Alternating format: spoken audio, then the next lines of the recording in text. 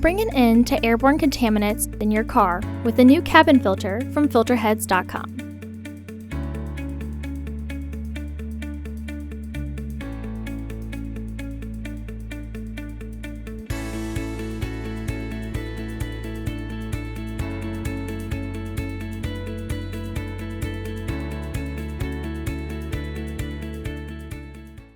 The cabin filter is located on the passenger side of the vehicle, behind the glove box. Open the glove box.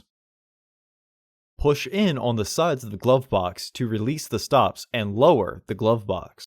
Unclip both sides of the housing cover to remove it. Remove the old filter from the housing and clean out any debris inside. Remove the old filter from the frame.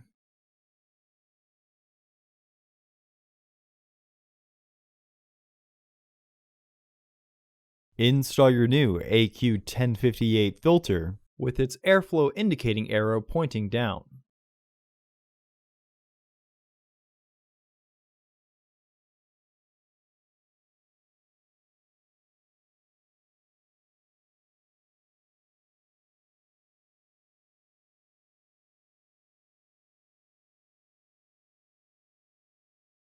Reinstall the frame into the housing to clip it into place.